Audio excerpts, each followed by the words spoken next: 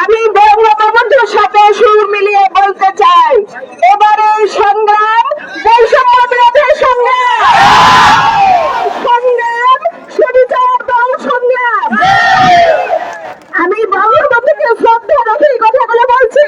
আমার সন্তান যখন এই মাঠে চলে এসেছে, আমার সন্তান যখন গুলিবিদ্ধ হয়েছে, আমার পরিচয় আমি একজন মা। আমি একজন মা হয়ে ঘরে বসে থাকতে পারি না।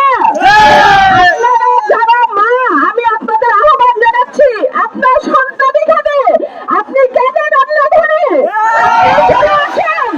আপনার দরকার আপনার সন্তানের পাশে শক্ত করে ধরেন আপনার সন্তানের হাত। আপনার যে সন্তান কবরে গিয়েছে, এখন সময় এসেছে রক্তের বিনিময়ে আমাদের বিচার চালার।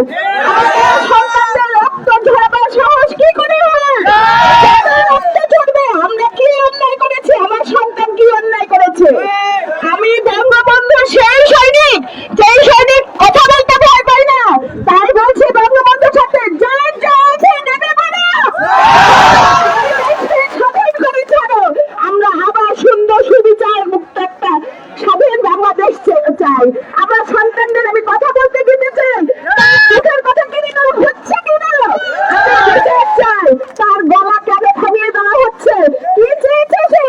আজকে তার জন্য আমাকে কেন চলে আসতে হয়েছে?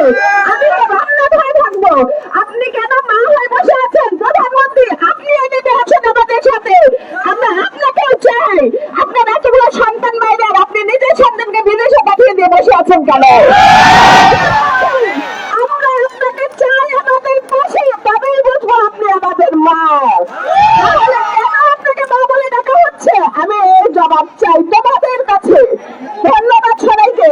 আমার পরিচয় আবার দিচ্ছি, আমি মা, আমি একজন মা।